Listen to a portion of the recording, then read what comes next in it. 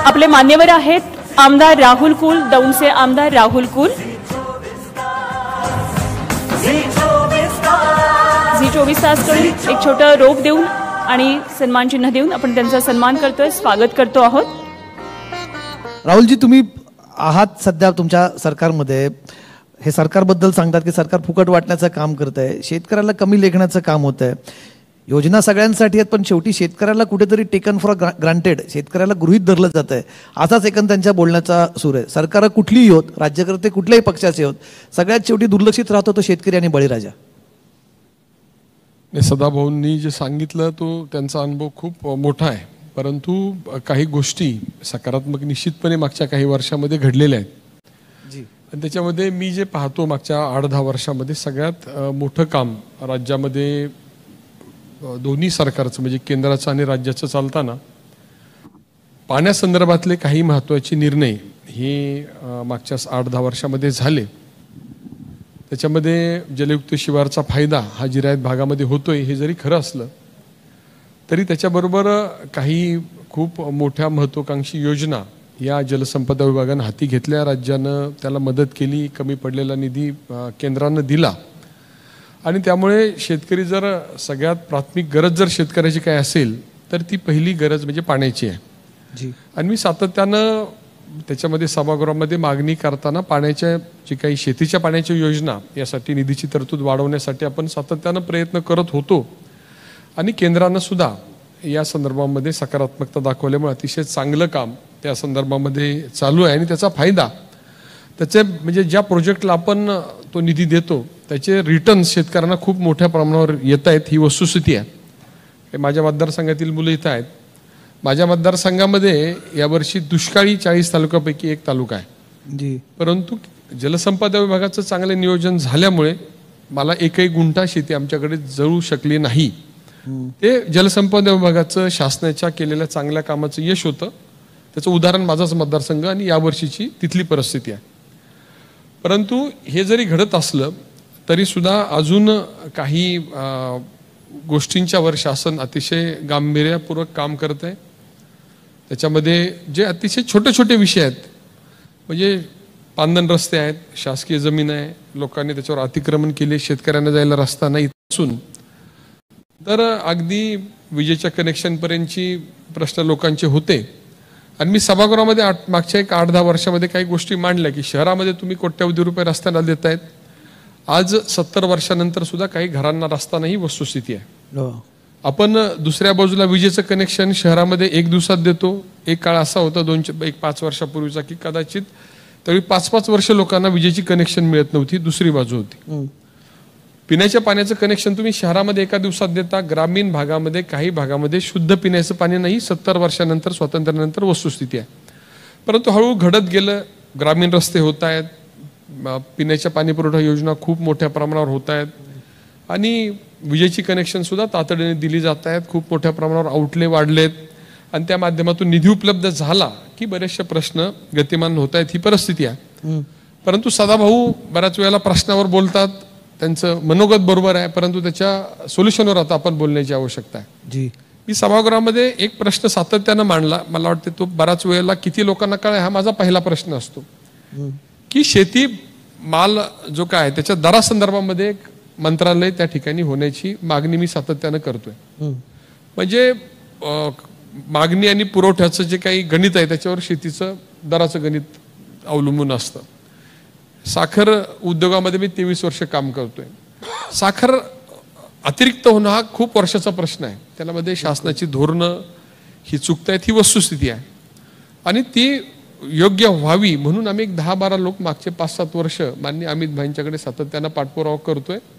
मी 23 वर्ष साखर चळवळीमध्ये आहे, मी जबाबदारीनं सांगतो या 5-7 वर्षामध्ये जे दूरगामी अतिशय महत्त्वाचे निर्णय झाले, सदाभाऊन आमचेही बऱ्याच वेळेला वाद झालेले आहेत, शेतकरी संघटना ते आणि कारखानदार म्हणून आम्ही, परंतु शेवटी शेतकरी हाच या सगळ्या व्यवस्थेचा केंद्रबिंदू आहे। एक परिस्थिती अशी होती की आपण ऊसाचे दर निश्चित केले परंतु साखरेचा दर निश्चित केला नव्हता, तो मागच्या शासनाने केला, साखर चळवळ स्थिरावली। इथेनॉलचं धोरण आणणं आवश्यक होतं. इथेनॉल निर्मिती चालू होती, परंतु दूरगामी धोरण नव्हतं. इथेनॉल निर्मिती झाल्यामुळे अतिरिक्त साखरेचा प्रश्न कमी झाला. त्या माध्यमातून मदत झाली आणि एक साखर चळवळ स्थिरावली. आणि जर शेतीमालाच्या संदर्भातलं मंत्रालय झालं तर या संदर्भामध्ये कोणतं पीक जादा होतंय, कोणतं पीक कमी होतंय, कोणतं आयात करावं, कोणतं निर्यात करावं याची फारशी काही सुसूत्रता वेगवेगळ्या विभागांमध्ये शासनाच्या नाही. राहुलजी, हा बॅलन्स कसा होणार? तुम्ही म्हणतात शहरी, यांचं म्हणणं की शहरी मतदारांना तुम्ही लुबावण्यासाठी कुठेतरी राजकीय व्यवस्था शेतकऱ्याच्या जीवावरती हे सगळं करते. आता शहरी मतदार हा कोणाचा असतो, कुठल्या पक्ष, सगळ्यांचा असतो मतदार. पण सदाभाऊंचं म्हणणं थोडं मला टोकाचं वाटतं की मग त्यांनी शहरात राहू नये. शहरातही त्यांची काही आहेत, घरदारा सोडून सगळेच काही शेताकडे जाऊ शकत नाही. पण तरीसुद्धा हा बॅलन्स कसा होणार, ज्याच्यात शेतकऱ्यालाही तुम्हाला 4 गोष्टी मिळवाव्या आणि तुम्ही अशी धोरणं आखावीत की ज्यातनं मध्यमवर्गीयालाही तो बोजा पडता कामा नये. मग परत येतो विचार, मग त्यातनं येणारा सगळ्यात महत्त्वाचं सोल्युशन काय येतं की मग सरकारचा समर्थ, सरकारचं त्याला शेतीला मिळणारी मदत, अनुदानं आणि पॅकेजेस याच्या भोवतीच हा बॅलन्स होणार आहे. त्यातनं शेतकऱ्याला काय फायदा होणार आहे? त्याच्यामध्ये मुळात मायबाप सरकारकडे आपण वेगवेगळे प्रश्न मांडत असतो आणि ती प्रक्रिया होणं आवश्यक आहे. तुम्ही जर बरेच वर्ष पाहिलं तर दुर्दैवानं ही वस्तुस्थिती आहे. कुणाला ती आवडेल, कुणाला आवडणार नाही, परंतु सत्तेत आलेले लोक विरोधात गेल्यानंतर तीच भाषणं विरोधात करतात आणि विरोधातले लोक सत्तेत आल्यानंतर समोरची पार्टी तेच भाषणं करताना आपण पाहायला मिळतं. आता भाषणाने शेतकऱ्यांचं काही भलं होणार नाही या वस्तुस्थितीची जाणीव शेतकऱ्यांनी ठेवली पाहिजे आणि आमच्यासारख्या तरुण कार्यकर्त्यांनी ठेवली पाहिजे. आणि लोक अडचणीत आहे, आम्ही मांडतोय, समस्या खूप आहेत. मी सांगितलं की ग्रामीण भागाची व्यथा मी वेगवेगळ्या ठिकाणी मांडली, परंतु व्यथा मांडून हा प्रश्न ग्रामीण भागाचा संपणार नाही. त्याचा कृती आराखडा जर शासनाकडे सादर केला आणि तो जर व्यवहारी असेल तर त्याच्यामध्ये निश्चितपणे मार्ग निघण्याच्यासाठी प्रयत्न होऊ शकतात आणि ते प्रयत्न आमच्यासारख्यांनी करणं काळाची गरज आहे. शेवटी शेतकऱ्याचे आम्ही प्रतिनिधी आहोत. आम्हालाही वाटतं की शेतकऱ्यांचं सगळं व्हावं, त्यांच्या मतावरच आम्ही निवडून येतो. परंतु शेवटी हा प्रवास फक्त भाषणापुरता मर्यादित राहून चालणार नाही. तर आपण त्याच्या संदर्भातल्या मागण्या जर योग्य पद्धतीने मांडल्या तर त्या सुटू शकतात असं मानणारा मी कार्यकर्ता आहे. आपण पुणे शहरामध्ये आहोत. मी छोटंसं उदाहरण सांगेल की आता एक समिती झाली, त्याच्यामध्ये जे तुटीची खोरी आहेत, म्हणजे जे काही सह्याद्रीच्या पूर्वेला जी खोरी आहे ती तुटीची खोरी आहेत, म्हणजे इथून धाराशिवपर्यंत. तर या तुटीच्या खोऱ्यामध्ये जे काही विपुलतेच्या खोऱ्यातलं पाणी, म्हणजे कोयनेचं पाणी धरणामध्ये जातं, टाटा धरणाचं पाणी कोयनेचं पाणी समुद्रात जातं, टाटा धरणाचं पाणी हे तसं पूर्वमुखी आहे, परंतु इंग्रजांच्या काळामध्ये वीज निर्मितीसाठी ते पाणी समुद्रात जातं. याच्या संदर्भामध्ये मी सातत्यानं पाठपुरावा करत होतो. मी पहिला मानव आहे की ज्यांनी टाटाचं पाणी या भागामध्ये आणण्यासंदर्भातली मागणी केली. मी खूप तरुण त्यावेळी होतो, माझं वय 40च्या आत होतं आणि अतिशय मोठ्या राज्यकर्त्यांनी या संदर्भामध्ये हे व्यवहार्य नाही अशा प्रकारची भूमिका मांडलेली असताना मागच्या 5 वर्षात माझं मोठं यश असेल तर ते पाणी या भागामध्ये आणि ते कसं आणणार याची प्रक्रिया सुरू होऊन 2 समित्या झाल्या, निर्णय होईल. तर आता माझं एक उदाहरण मांडण्याचा मी प्रयत्न केला. शेवटी शेतकऱ्याच्या समस्या आहेत याच्याविषयी सगळ्यांचं एकमत आहे आणि त्या सोडवल्या जावं याच्याविषयी एकमत आहे, परंतु तो सोडवतानाचा रस्ता सरकारने काही करावं असा नक्कीच नाहीये. अगदी सरकारने काय केलं पाहिजे या संदर्भातल्या मागण्या आपण केल्या पाहिजेत आणि सरकारला त्या मागण्या योग्य असतील तर वाकवण्याची क्षमता जनतेमध्ये आणि लोकप्रतिनिधीमध्ये असू शकते. मी साखर धंद्याचं उदाहरण दिलं. आज साखर धंदा स्थिर स्थावर झालाय. ऊस उत्पादकाची आज मागचे 3 वर्ष कुठल्याही प्रकारची तक्रार नाही, ही वस्तुस्थिती आहे. आवश्यकता पाण्याची आहे, त्या संदर्भात आम्ही प्रयत्न करतोय. त्यामुळे याला वायबल सोल्युशन देणं आवश्यक आहे. आणि आता जर आपण पाहिलं तर सरकारचे दिवसेंदिवस उत्पन्न वाढताना पाहूनच आता ज्या योजनेवर चर्चा होतीये ती लाडकी बहीण योजना आली. अशा प्रकारच्या वेगवेगळ्या योजना शेतकऱ्यासाठी सुद्धा येऊ शकतात. त्यातलं उदाहरण मी सांगितलं की मी एकदा खरं तर विरोधी पक्ष नेते असताना देवेंद्रजी आणि जलसंपदा मंत्री जयंत पाटील साहेब यांना एकत्र एकदा असाच भेटीचा योग आला. त्यांना एक मी मागणी केली होती की जलसंपदा विभागामध्ये 1 लाख कोटी 2 लाख कोटी जे काय कर्ज घ्यायचं ते एकदाच घ्या आणि या परिसरातील महाराष्ट्रातील जलसंपदा विभागाचे सगळे प्रकल्प तुम्ही पूर्ण करा. मला असं वाटतंय की महाराष्ट्रात हे जर सगळे प्रकल्प पूर्ण झाले आणि आपण जलयुक्त शिवार चांगली जी राबवली त्याचा पुढचा टप्पा पूर्ण केला तर निश्चितपणे शेतकऱ्यांना शाश्वत पाणी मिळेल आणि शाश्वत पाणी मिळालं तर 50% आत्महत्येसारखे प्रश्न शेतकऱ्यांच्या समस्या कमी होतील. हा झाला प्रस्ताव. या प्रस्तावासह गेलं तर निश्चितपणे मार्ग निघू शकतो.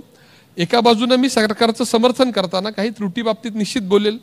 मी सभागृहामध्ये सांगितलंय की कृषी प्रधान देश आहे, परंतु कृषी विभागाचं नैराश्य जर पाहिलं तर कृषी विभाग हा पारंपरिक पद्धतीनं कोणतंही काम करताना दिसत नाही आणि सगळ्यात वाईट काम कृषी विभागाचं चाललेलं आपल्याला पाहायला मिळतं. ही वस्तुस्थिती आहे आणि त्या बदलण्यासाठी आजही वस्तुस्थिती आहे.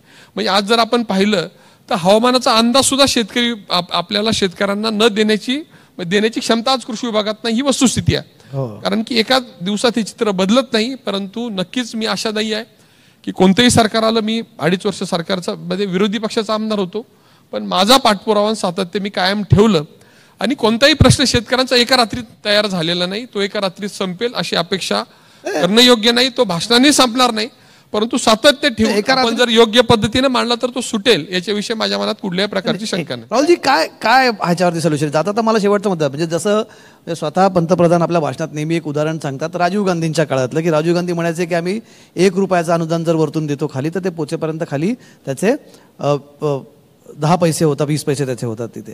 आता ही परिस्थिती काय फार बदलली आहे असं आपण म्हणू शकत नाही. जरी योजनेचं तुम्ही डायरेक्ट डेबिट करत असाल तरी अटी शर्तींचा जो आता मुद्दा काढला रविकांत म्हणाले ज्याच्याबद्दल, की तुम्ही इतक्या अटी शर्ती टाकतात की शेतकऱ्याला ती मदत नको, ते उपायच भयंकर होतो त्या मूळ आजारापेक्षा. अनेक केसेस आहेत, अनेक स्टोरीज आम्ही देखील करतो माध्यमं म्हणून, की तुम्ही जेव्हा पीक विम्याची मदत मिळते अक्षरशः 18-18, 20-20 रुपयांचे चेक शेतकऱ्यांना दिले गेलेले बघतो आहात. अनेक शेतकरी त्यापासून त्या लाभापासून वंचित आहेत. अशाही आम्ही अनेक माध्यमं म्हणून या स्टोरीज करत असतो. मग तुम्ही मगाशी योजना मोजून दाखवल्या, त्या योजना जर उतरत नसतील, त्या शेतकऱ्यापर्यंत पोहोचत नसतील, तुमची धोरणं चांगली असतील ऑन पेपर पण शेतकऱ्यांपर्यंत पोहोचत नसतील तर फायदा काय? मी पहिल्यापासून चर्चेमध्ये एकच बाजू मांडतो की जे काही व्यवहार्य आहे ते मांडलं ते होऊ शकतं. जे अव्यवहार्य गोष्टी शेवटी शासनाचं सुद्धा एक बॅलन्स शीट आहे, जमा आहे, खर्च, त्याचा ताळमेळ बसवणं कोणी सरकारमध्ये गेलं तरी ते बसवावंच लागतं.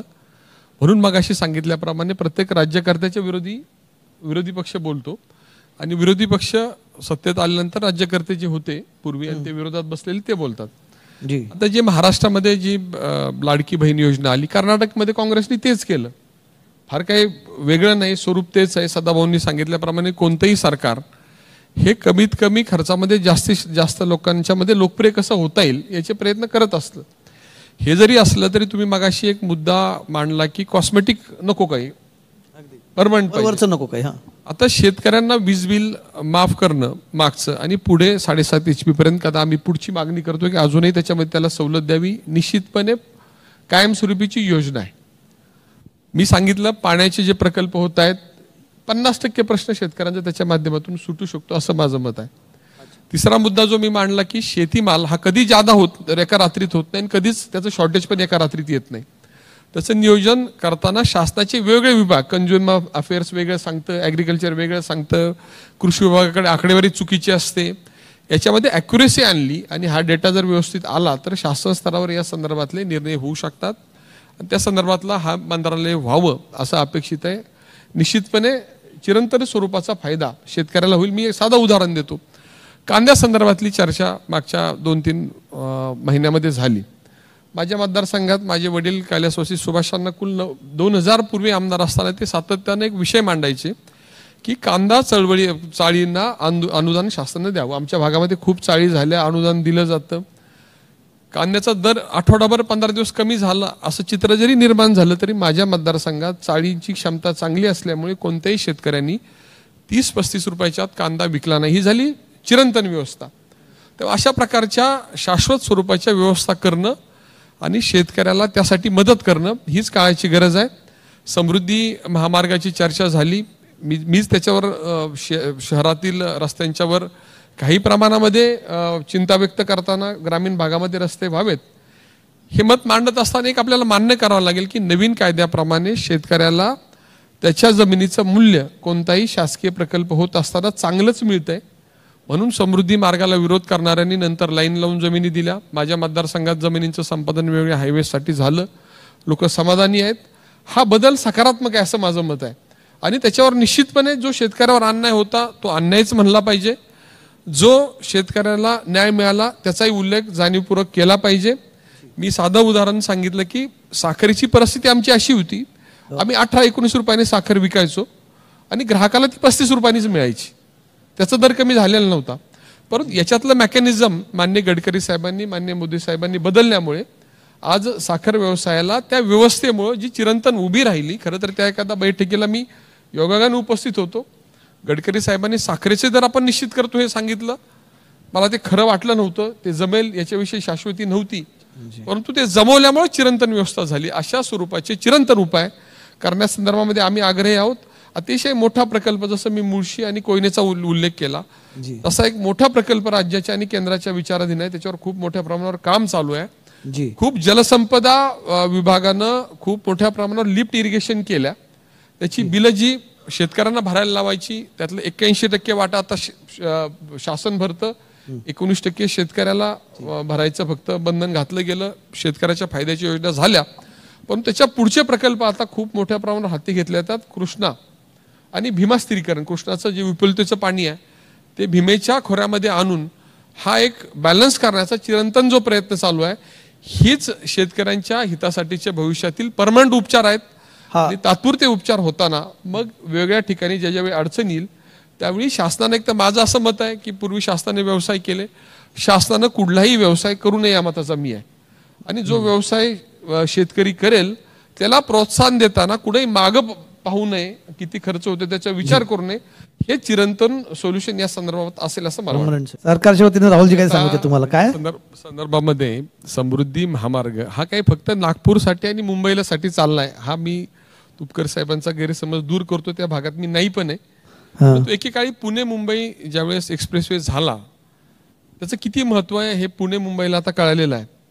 आणि एक दुसरं मान्य करावं लागेल की हा सगळा समृद्धी महामार्ग हा ग्रामीण भागातून गेलेला आहे. ग्रामीण तालुके जे मूळ प्रवाहाला जोडले नव्हते ते जोडले गेले. विदर्भासारखा भाग मूळ प्रवाहाला आला, त्यांच्या मनामध्ये जी एक भावना होती की आम्ही दुर्लक्षित आहोत, त्यांना मूळ प्रवाहात आणण्याचा त्या या प्रादेशिक प्रयत्न होता. आणि प्रादेशिक वाद तर सगळीकडे आहे. आणि याच्या संदर्भामध्ये माझं जे शेती संदर्भातलं जे काही तुपकर साहेबांनी मतं मांडली त्याच्यामध्ये शेतकऱ्यांच्यासाठी आम्ही आग्रही राहूच, पण दुसऱ्या बाजूनं उद्योगाच्या माध्यमातून सुद्धा खूप मोठ्या प्रमाणावर GSTचं उत्पन्न आपलं खूप वाढलंय, त्यासाठी सुद्धा काही पूरक गोष्टी करताना त्याच्यामध्ये शासनानं पुढं मागं पुढं पाहू नये ही सुद्धा काळाची गरज आहे. त्यामुळे फक्त एक्सप्रेसवर म्हणजे हा विरोध त्यांचा विरोध नाही. राहुलजी लास्ट क्लोजिंग कमेंट तुमच्या. साहेबांचं स्वप्न पाहण्याला माझा अजिबात आक्षेप नाही, परंतु स्वप्न पाहिल्यानंतर तो पूर्ण करण्याचा एक मार्ग असतो, त्या मार्गावरून सगळ्यांना जावंच लागतं. आज ते विदर्भातून येतात, मी पश्चिम महाराष्ट्रातून येतो. जर आपण पाहिलं माझ्याही मतदारसंघातला काही भाग जिरायत आहे, त्यांच्याकडे जी प्रतिकूल परिस्थिती आहे त्याच्यापेक्षा सुद्धा प्रतिकूल परिस्थिती आमच्या भागामध्ये जास्त आहे. काही साताऱ्याचा भाग आहे, अतिशय प्रतिकूल परिस्थिती आहे, सदाभाऊंच्या जवळ तो भाग आहे मानखटावचा, परंतु मानखटावचा तिथं माझं जाणंही असतं. त्यामुळे त्या ठिकाणी जर पाहिलं तर काही विदर्भापेक्षा सुद्धा प्रतिकूल परिस्थिती आहे, पर्जन्यमान नाही. परंतु शेवटी प्राप्त परिस्थितीमधून स्वप्न पाहिल्यानंतर ते पूर्ण करण्यासाठी शासन हे आपलं मायबाप आहे, त्याच्याकडे मागणी करणं आणि त्याच्या माध्यमातून वेगळ्या सुविधा निर्माण करून आपला परिसराचं स्वरूप बदलणं ही आमची राज्यकर्त्यांची कर्तव्य आहे. आणि दुर्दैवानं खरंच मतदान करताना मतदार हे तपासतो का याची सारखी माझ्या सारख्याला निश्चितपणे शंका आहे. तपासतो तपासलाच पाहिजे. मला खरं राजकीय कमेंट या कार्यक्रमात करायची नव्हती, पण मतदार तपासतो.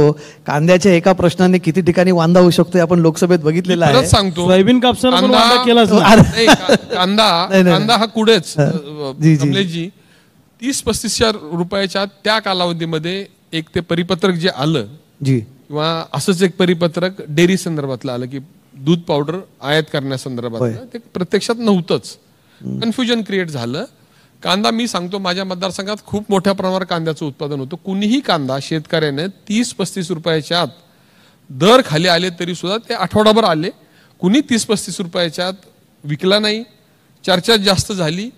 कांद्याला दर आजही 35 रुपयाच्या आत नाही. दुधासंदर्भामध्ये भुकटीची चर्चा झाली, दिशाभूल झाली, कुठेही भुकटी आयात होणार नव्हती. आज 35 रुपये दर देण्यासंदर्भामध्ये कुठेही अडचण येत नाही. आम्ही दूध संघ चालवतो, शेतकऱ्यांच्या अडचणी समजून घेतो, शासन स्तरावर मांडतो आणि मार्गी लावतो.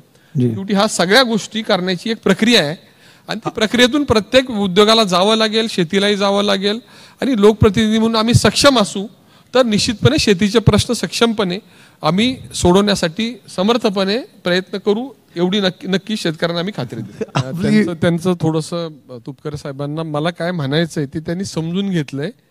ते काय समजून घेतलं मला माहित नाही, पण माझं त्याच्या मागचं मत असं होतं की माझा जन्म कुठं होणार, तो जिरायत भागात होईल, बागायत भागात होईल, पाणी असेल नसेल, प्राप्त परिस्थितीतून आपण काढू शकतो, एवढंच माझं मत आहे. त्याच्याविषयी त्यांच्या मनात काही गैरसमज असेल तर तो दूर करावा. शेतकऱ्याचा मी प्रतिनिधी आहे, मी शेतामध्ये राहतो. त्यांनी सांगितलं की शेतकऱ्यांच्या जनावरांचा त्रास आहे, माझ्या घराच्या आजूबाजूने बिबटे फिरतात, पूर्वी डुकरं फिरायचे, शेतीचं नुकसान करायचे, बिबटे आल्यानंतर डुकरं संपली, आता बिबट्याचं धोका लोकांना आहे. तरी सुद्धा शेवटी ग्रामीण भागातील हे प्रश्न आहेत आणि त्याची आम्हाला सगळ्यांना जाणीव आहे. नक्की पुढच्या काळामध्ये सकारात्मक निश्चितपणे